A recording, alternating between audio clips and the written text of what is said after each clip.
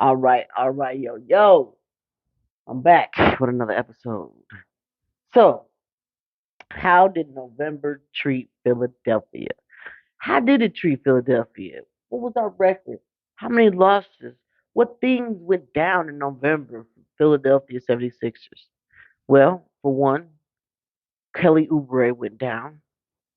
He went down with a couple of breaks to the chest. But did that take Philadelphia out of it? Nah, nah, nah. We were 10-5 in November. So we that's still a pretty good record. 10-5. That's fantastic. Um, we had a tough schedule. If you can go back and check out our schedule for November, it was pretty hard. We had back to back games. I mean, whoa. It was Let me go back up here and check out this situation November. We had one, two, we had several back to back games. I only see two up here, but man, it seemed like more than that. Every other day we was playing. We had a couple of days off, just like the rest of the NBA for the 23rd and 24th. Um, but man, we had some afternoon games that were epic. Um, we lost a 6 p.m. game to the Minnesota Timberwolves. Um, but all in all, Joel Embiid only missed 2 games. In those 2 games, we lost them both. What else happened in November? Tyrese Maxey scored his first ever 50 game. Let me say that again. First ever 50 game. It won't be his last. I'm gonna tell you that right now. You heard it here first. Pew, pew, pew, pew, pew, pew. He gonna get another 50-point game by the end of the season. It might be in the playoffs, but he gonna get another one because the way Joel Embiid is passing the ball is excellent. Like, oh my goodness, he reminds me of Kareem Abdul-Jabbar. The way he would like get the ball, and if he ain't see something that he liked, he just flung, flung, just long arm, just flung the ball. He didn't even throw the ball. He just flicked the ball, and that's what Joel Embiid's doing right now. He's just flicking the ball for three, Tobias. For three, D'Anthony. For a dunk, Kelly Oubre. Shout out to Kelly Oubre. I hope your recovery is going well. Hopefully, we see you in the game tomorrow against Boston. That would be dope. What else happened? Joel Embiid was tickling a triple double all November. I mean, just tickling it. Like, I'm gonna get you. I'm gonna get you. Come on over here. I'm gonna get you. And he got it. He got it. And it was a really good game. It showed that even though he could score 31 points, 40 points, whatever, he's still able to pass the ball and get his team involved. And that's, whoo, that is, I don't know how teams are doing with that. That was against the Lakers. He shows up and shows out against the Lakers, like, for real. I am, I am, I am here for that for sure. So he got one triple double this season so far, early in the season too. So how about that? Early boy. And also, you know what else I want to bring up? Jaden Springer. He got some PT in November. Why he hasn't got it in the last couple of games, I'm not sure. I hope he's not injured. I hope nothing's going on with that guy, because he's a pest on the defensive side. He don't let you go. If you get away from him, you better break his ankles or something, because he on you like stank on crap for real.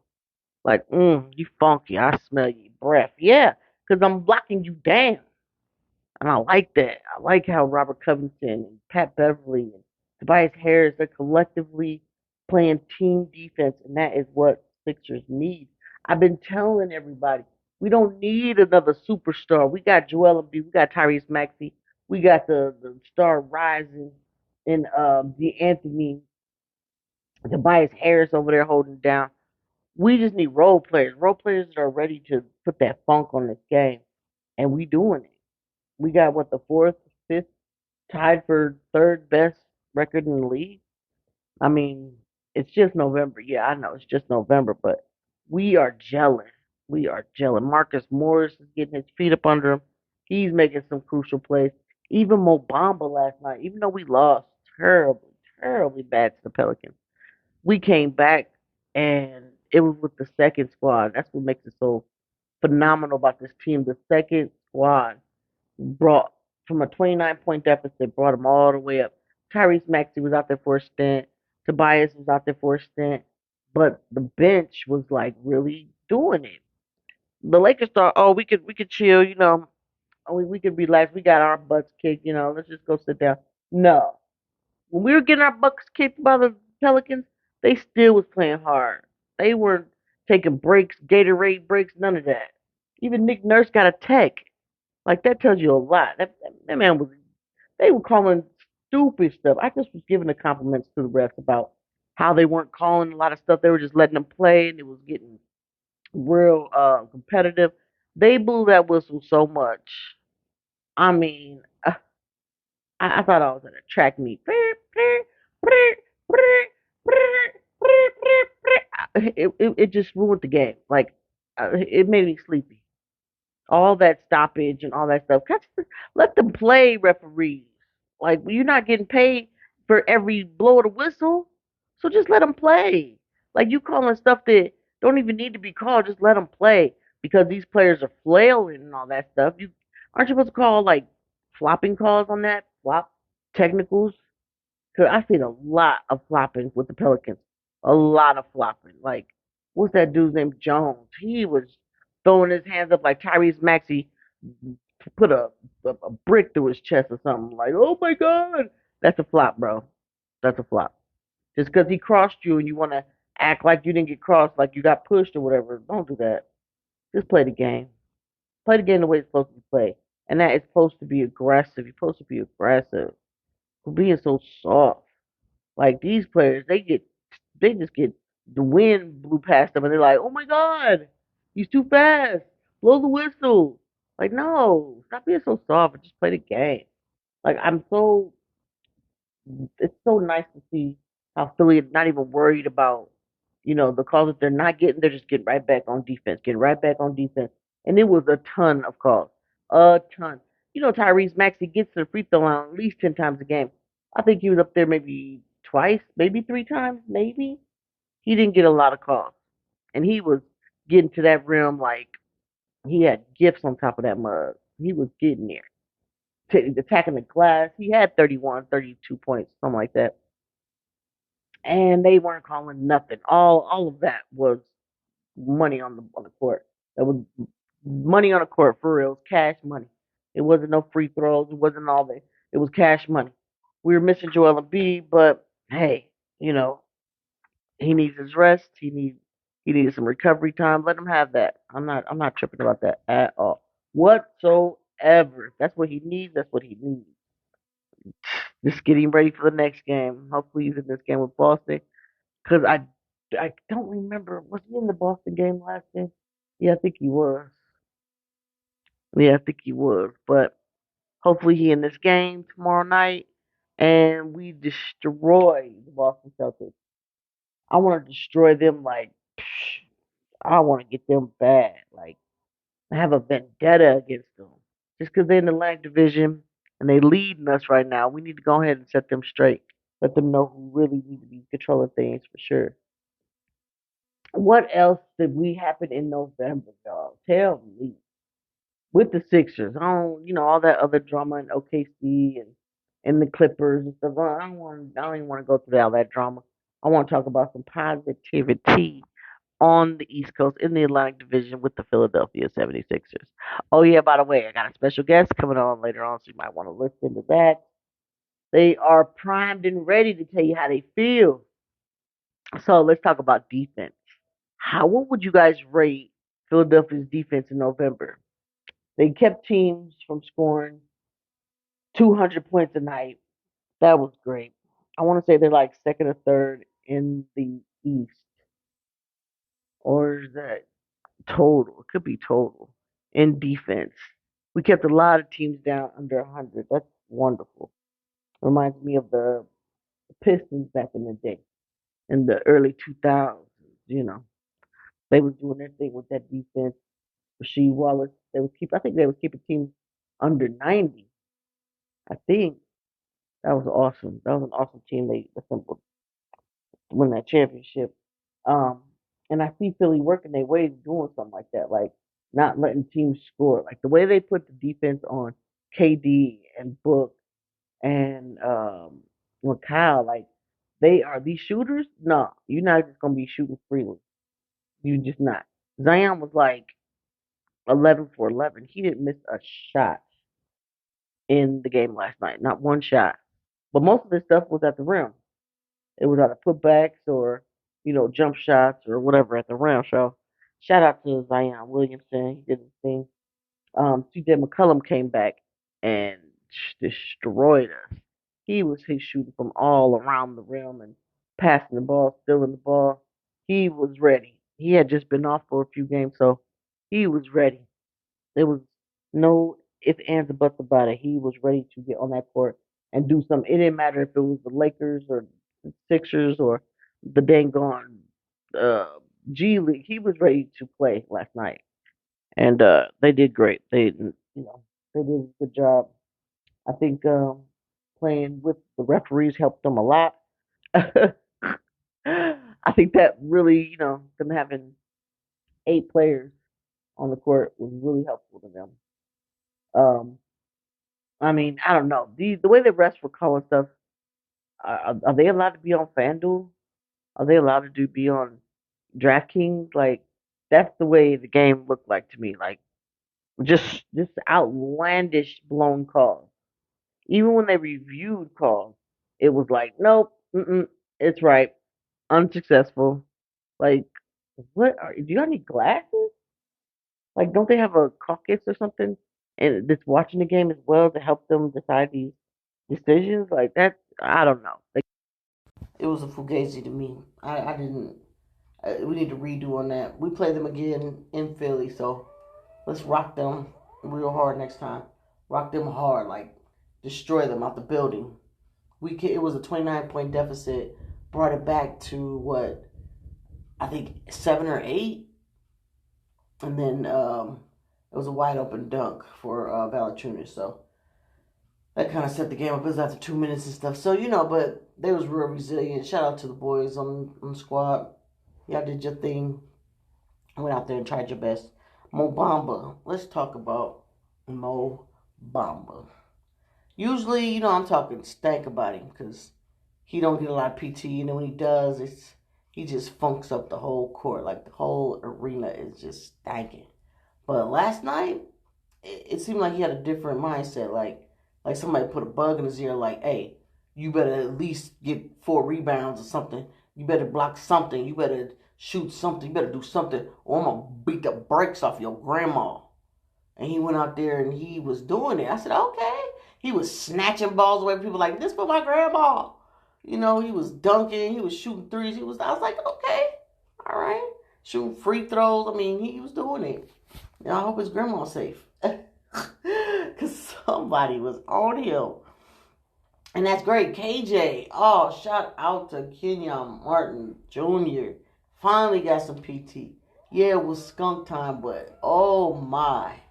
He was out there diving for balls and snatching people's souls out their body, trying to smack a ball out their hand like he was doing it. Think he had a free throw or two. Keep it up, King. Keep it up, KJ. You will get some more PT. Keep on playing like that. I didn't realize how strong he is. He looks real like his daddy strong. Like he's just ripping stuff off the board, just running at full speed and woo. I was cringing every time. I was like, "Ooh, he finna knock him loose. Ooh, he got the ball. Oh my gosh, he finna go through this good dude. Like, uh, he gave me his daddy vibes for real. Shout out to KJ. You'll get some more PT, bro. If it ain't in Philly, hopefully it's in Philly. I don't know if you're gonna be up with this trade. That's what we're gonna talk about next. I don't know if you're gonna still be with our team after January, but somebody gonna see you and get you some PT for real. Because you definitely deserve it. You're a young player. You're resilient. You're not complaining. You being a professional. You will get some PT. So let's talk about these trade rumors. Now, a few episodes ago, I brought up the fact that we didn't really need Zach LaVine. Like, Zach LaVine has a heavy contract. It'd be nice to have him, but we'd have to give up way too much. And right now it seems like Morey is getting a lot of expiring contracts so that he can let go of some things and bring up some things like, rookies and things on that. Teresa Morgan. Matter. Hold on, I'm getting a phone call that I gotta ignore. So, and I brought up DeRozan. Now, DeMar DeRozan is on his last year of this contract. I think it's like 30-something mil. And everybody been talking about, we need to get, another player as a guard. We need another point guard to run the... Okay, so right now it's Maxey, Pat Beverly. Sometimes it's DeAnthony. But mostly it's Maxey, Tobias, and Embiid that's running the entire half court. So getting another guard, yeah, it'd be nice to rest to Maxey because he did play a lot of minutes last night. But that's just because Joel was out, so he had to, put in there. But Alex Caruso, it'd be nice. He's a great defender. I like his energy. So let's say DeMar DeRozan and Alex Caruso. We get those two guys.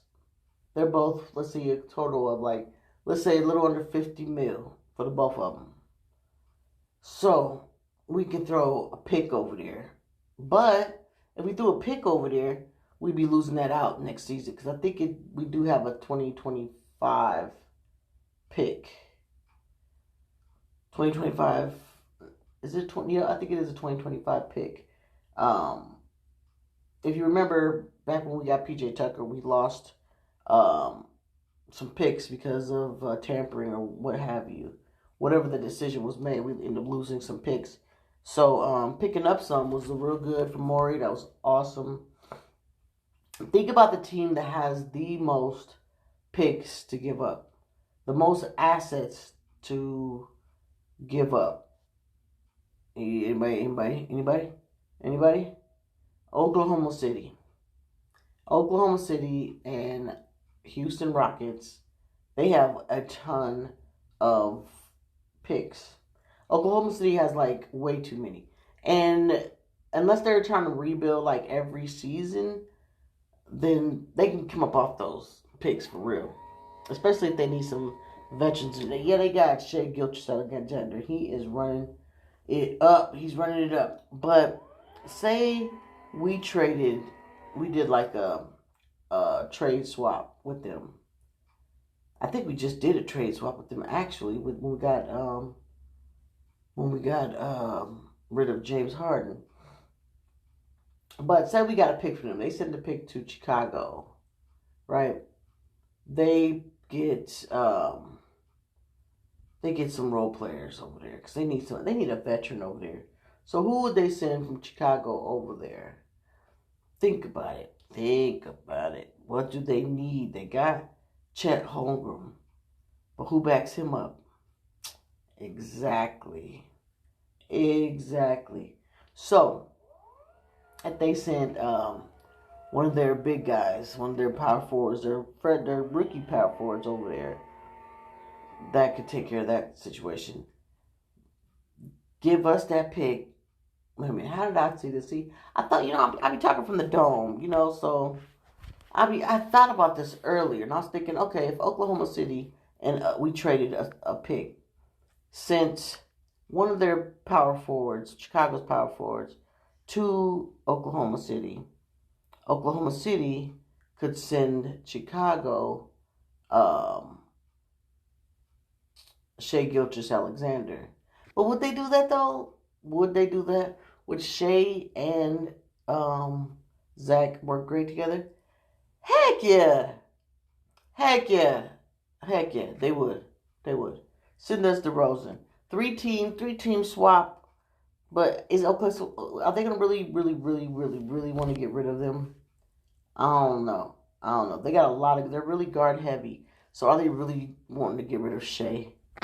He's too good. He's way too good to get rid of. I know the Clippers are like biting their lip, like, why did we do that?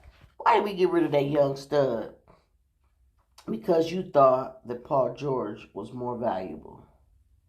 You thought that Paul George was more valuable to you than a 6'7" point guard, young point guard that needed more points, more playing time. That's what they thought. And look at them. Oklahoma City playing better than them. So what did they do? No. Nah, I don't think they're going to do that. So, that's just a little something I thought about. So, my second trade idea comes from just a one-on-one. Like, boom, give us DeRozan. You can keep Alex. Give us DeRozan. We'll send you over there Mo Bamba, because you need a power forward to back up Vucevic. You need that. Give us maybe a second round pick. We'll take DeRozan off your hands. Mo Bamba's on a 1 year deal too. We'll also throw you, now listen to this. Listen to this. We'll throw you Springer. Okay? Now I know everybody's like, what? You said you like Springer. I do like Springer. I really do. But they need something. They need an umph to it. And that could be their umph. Him and Caruso, man, they would be ridiculous together. With Zach out there, they would be nuts. Because just give Jaden a chance. Like, give him a chance to be on a starting lineup. And I think he can go through the roof. I'd love to keep Jaden. I'd love to keep him. Or, you know what? Or, okay, if you don't want to take Jaden, then KJ. KJ's a power forward that Chicago needs. They definitely need a power forward. Give us your guard. And boom, boom, boom. I think Kenyon Martin's still on his rookie deal. So we'd have to throw in something else. And a pick. We'll give you KJ and a pick. And we'll keep DeMar DeRozan. Put DeMar DeRozan in the starting lineup. Put Nick Batum back in the on the bench, and have him help that bench come off running. With Nick Nurse's rosters, though, it's like he switches and flips so much. It's awesome. It's awesome to watch. It could be Joel Embiid and DeMar DeRozan and like 3 bench, like Batum and Marcus Morris and Furkan. And they would run it up. It's just the way that Nick Nurse has it set up. Like, these plays are set plays, so it don't matter who's in that position, you can still run these plays. I'm not willing to give up B-Ball Paul. I'm not willing to give up Nick Batum. I think he's doing really good in our team. Not willing to give up DeMar or D'Anthony. I don't want to give up Tobias. I don't think there's another power forward out there, or even if you think he's a small forward. I don't think there's another small forward out there that does what he does on a scale the way he does it. He guards the best player on the team, on the opposite team. He does. Whether you guys want to believe it or not, he does. On switches, it's hell, because you're going to switch off of Maxey, you get into Tobias.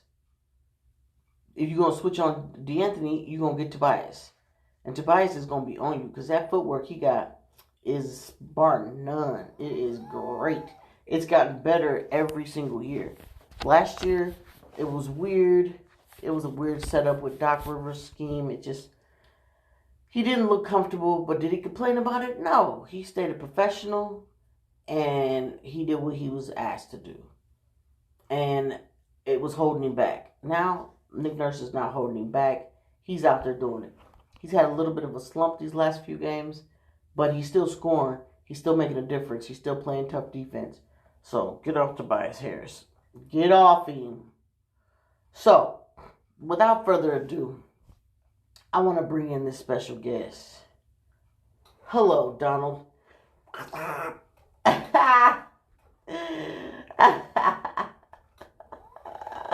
Yeah, I laugh at my own jokes. Leave me alone.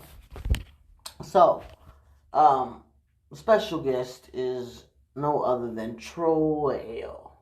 How you doing, my guy? I'm alright. I'm dominating.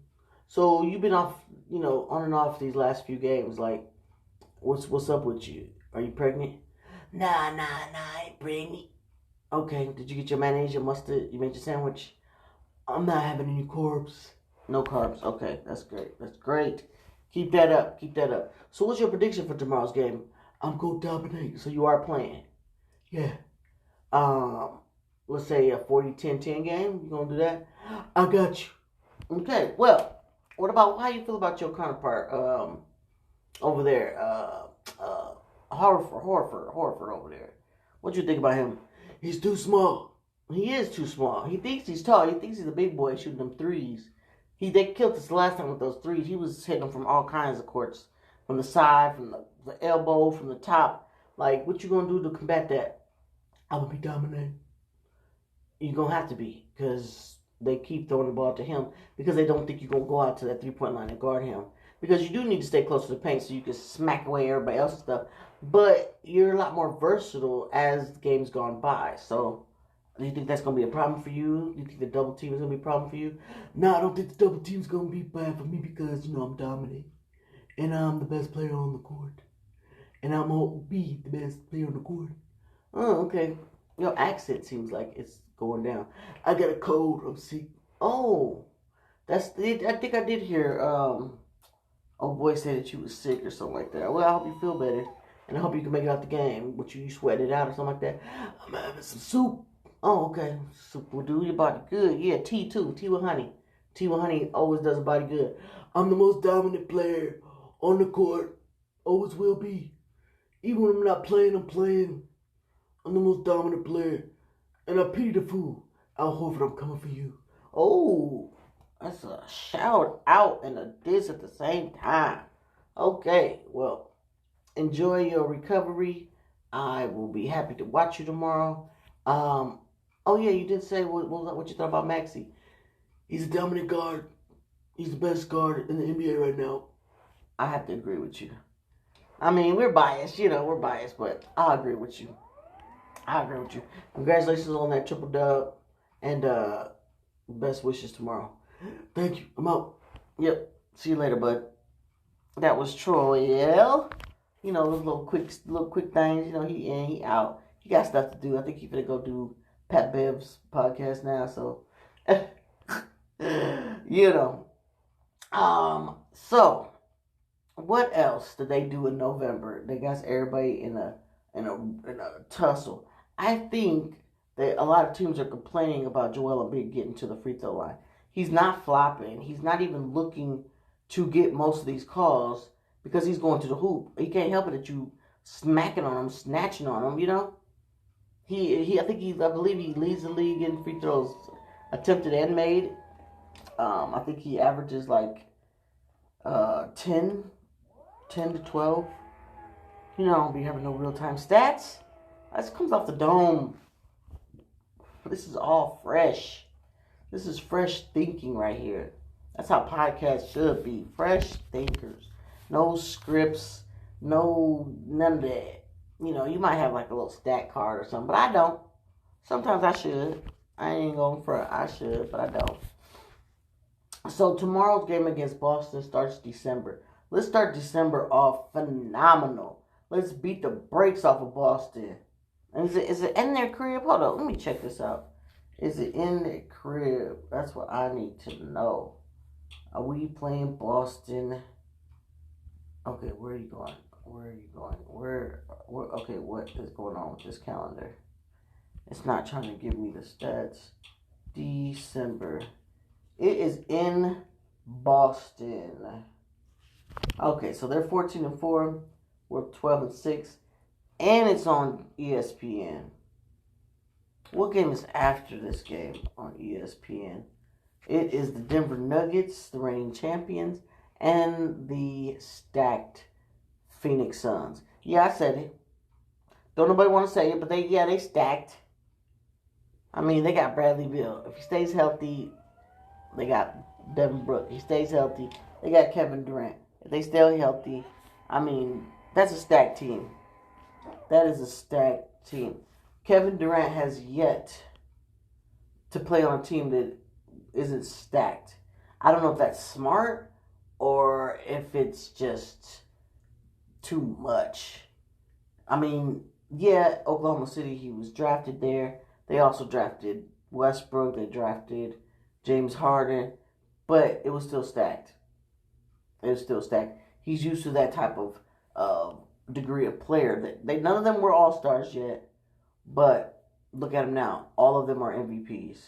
Kevin Durant, Russell Westbrook, and James Harden are all MVPs. They even had, what's his name? He's not even relevant anymore in the NBA. No shade. These are just jokes here, people. These are just jokes. Man, what is his name? Oh my goodness. He was their power forward / center. Anyway, it'll come to me. But besides him, all of them were eventually MVPs. So then he goes to the Warriors. They're all champions. Like, they've won. He went there to win some more with them. Then he went to Brooklyn. They had Kyrie. They got James Harden. Then he goes to the Suns. They got Book and they got Beal. So, I mean, he's yet to have a team that doesn't have phenomenal players on his team. Champions or MVPs. Like, he's like, I'm not playing with nobody that ain't got no collar behind them. Don't got no PhD behind their name. Like, he don't want to play with nobody but professionals. Like, for real, professional hitmen from the sniper range and this, that, and the other. The handle maestro and Kyrie. You know what I mean? The mid-shot bomber and Booker. Like, is that smart? Is that smart? I mean, he's pulling a LeBron, but LeBron didn't always have a stacked team. He had Shaq at one point, but come on, man. Shaq was like 87 years old. You know, he was just there to have moral support and show some veteran leadership. That's all. Shaq wasn't there to win a championship. Man, come on. Shaq had a daggone wheelchair on his fifth toe. He wasn't there to do nothing else but lead or show LeBron how to be a better leader. Yeah, he had other players on his team. He had Kyrie. Kyrie didn't have a championship at that time yet, so you can't really say that he was, doing a dang thing. Hey, I want to know something. Was Kyrie, this is some trivia for y'all. Was Kyrie an all-star before he won a championship? Or was he a champion and then became an all-star? Let me know. Let me know in the comments. Email me at Opinionated Voice, and that's voice with a 0 and a 3. V0IC3. Opinionated.v0IC3 at gmail.com. Send me your thoughts. Send me what you think about that trivia question. Was Kyrie an MVP ever? Ever? Nah, everybody know that he wasn't no MVP. He should be. He should be. Like, he should have broke that fourth quarter record. But we ain't gonna say about that right now today. No. So, let's look up tomorrow's games. In December, the 1st of December, we have the Wizards visiting the Orlando Magic. I think the Orlando Magic are going to beat the brakes off of them. But I do think a few of those players are going to come up and give them some competitiveness. The Wizards do play hard. They just don't win. They don't continue playing hard. They'll play hard for a quarter, like, I'll bite your neck, But then they, be like, hold on, let me go drink my Mai Tai. I need to get my feet rubbed. And they lose the game. So Orlando's going to get that. Next game is the Grizzlies in Dallas. Dallas, again, with the 1-2 puncher, 3-4 hitcher with the Kyrie and Luka Doncic tandem. They're playing some really good basketball right now. Kyrie is in his stride, and I blame Kyrie. Hashtag I blame Kyrie. Hashtag, let's put that hashtag out there. Hashtag blame Kyrie. Put that on there.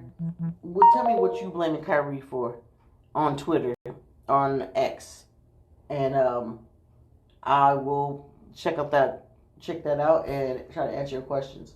I do think Dallas is going to destroy the Memphis Grizzlies. They are down too many. Let's see, 17. They're at 17 games.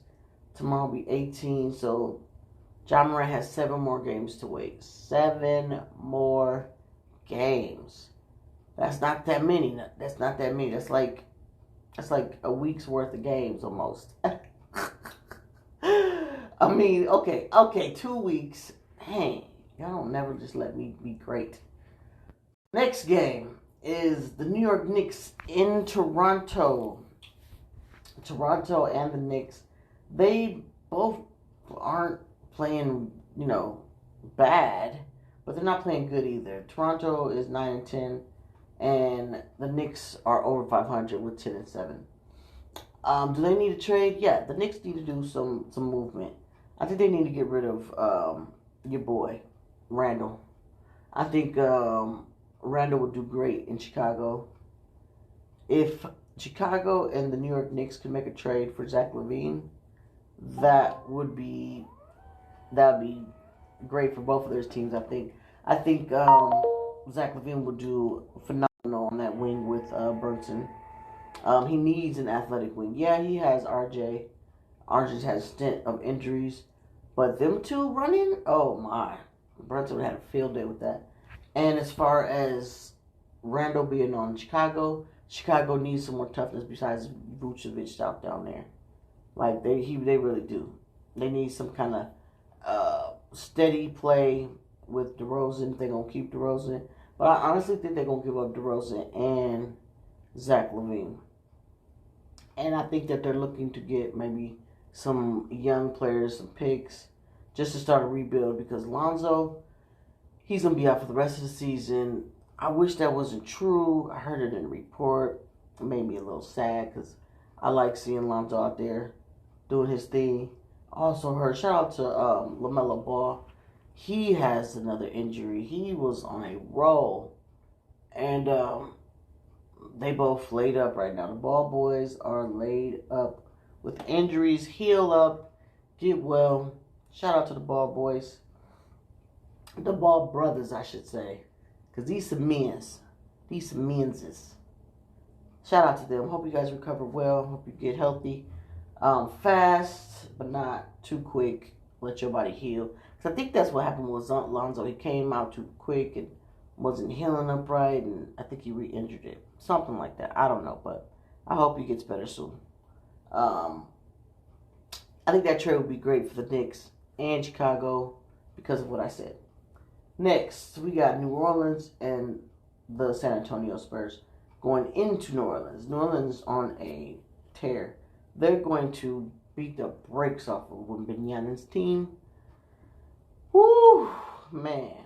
The Spurs are stinking it up. I don't think they're stinking it up because they're bad. I think they're just stinking it up because they just don't have a cohesiveness yet. They're not meshing well. Should San Antonio make some moves? Yeah, they should. They could put better assets around Wembanyama. The way he plays, he doesn't need to always just be in the paint. Like he needs the perimeter. He needs to be like a wing center, a wing/center. He needs to be able to flash out to the 3 and run with the ball. Run and get that ball on the fast break.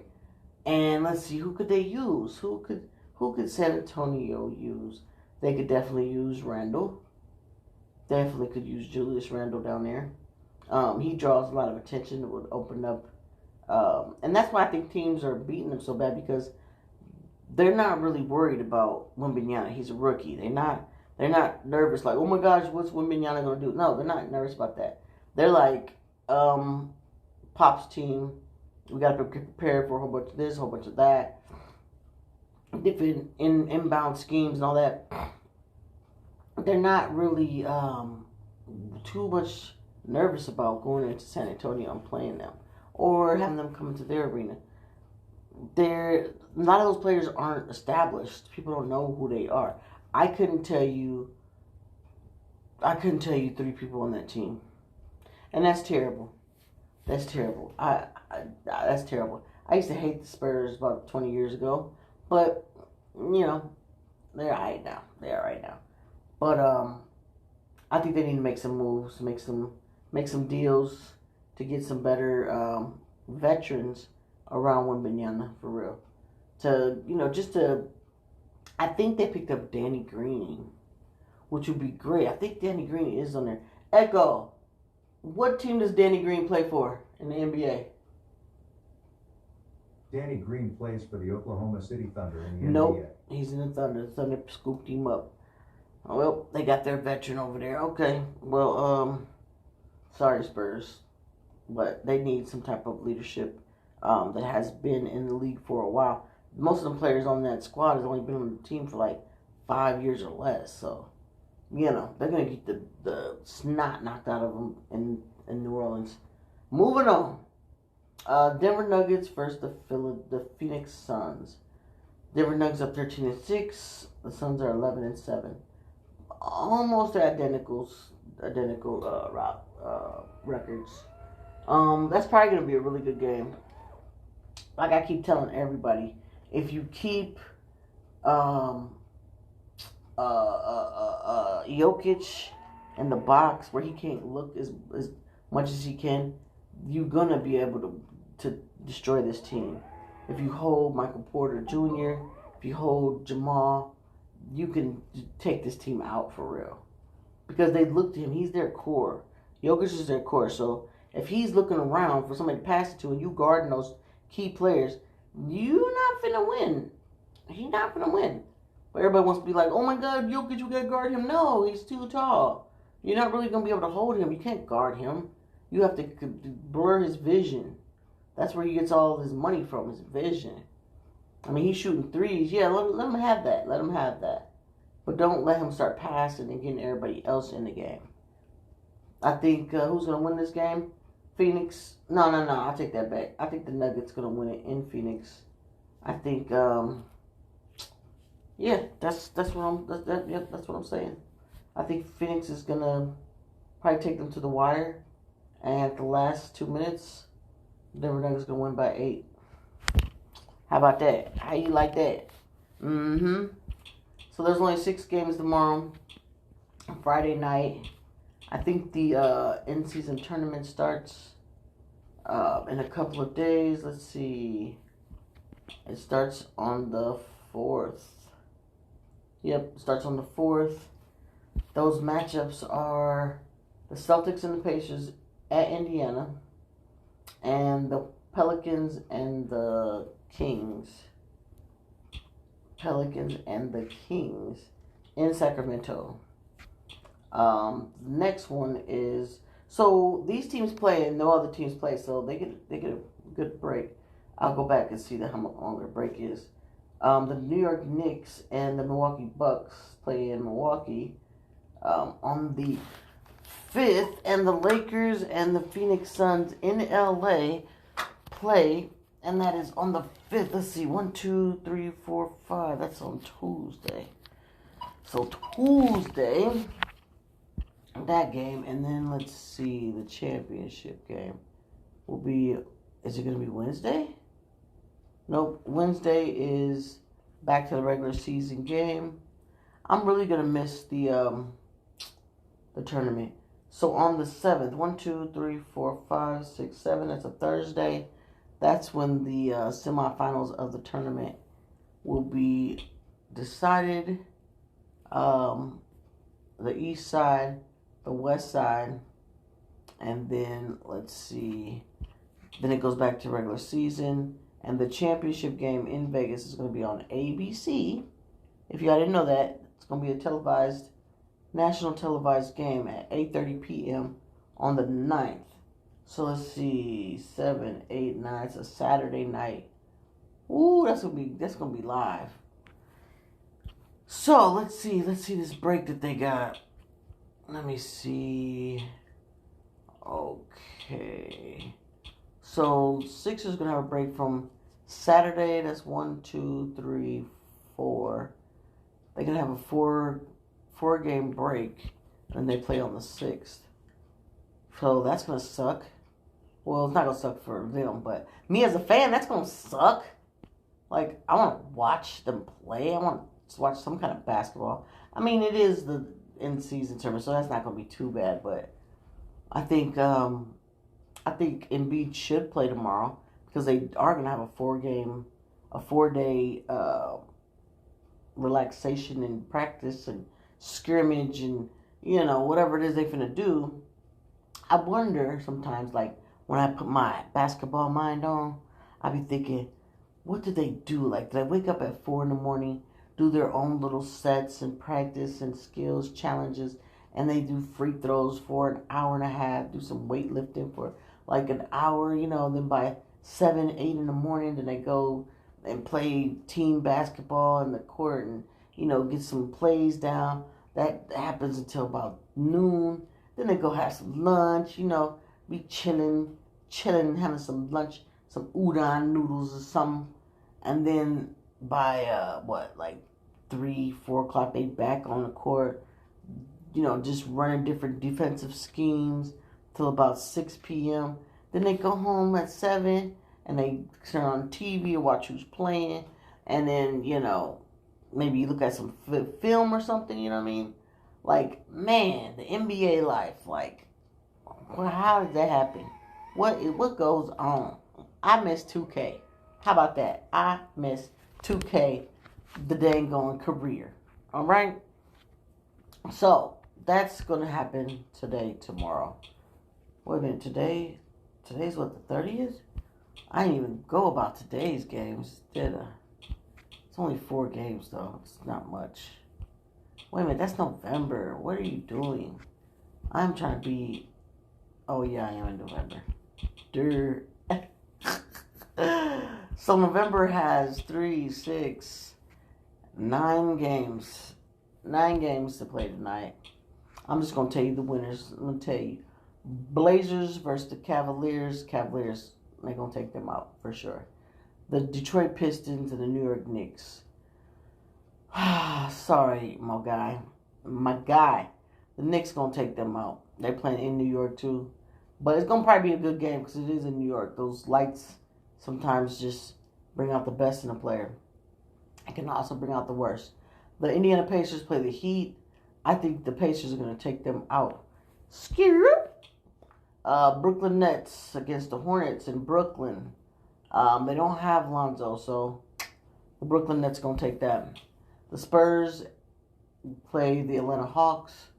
I'm going to say Atlanta Hawks is going to take them out. The Lakers play in Oklahoma City. That's going to be a pretty good matchup, but I'm going to say Oklahoma City thrashes them hard because they're a little bumped up. LeBron got a little bumpity bump. AD got a little bumpity bump. They just got a lot of players that are bumped up, roughed up real good. Bulls are home playing against Milwaukee. I want to say the Bulls, but it ain't gonna happen. Milwaukee gonna take them out. Milwaukee is gonna just, I think they're gonna. It's gonna be a good game, but by the fourth quarter, Milwaukee's probably gonna run away with it. Minnesota and the Jazz. Minnesota all day. Minnesota's been playing like a team possessed right now, so I'll go with them. I hope you guys have a good night. Don't forget, send me your messages on X. Use the hashtag I blame Kyrie or use the hashtag opinionated voice. I will look for both of those. You can also use for a third one opinionated media as a hashtag. This is a new revised platform that's going to change the game. It's going to change everything for everybody. Everybody, clap your hands. Hey. Okay, yeah. So check that out. Hit me up. See you guys next time. Peace.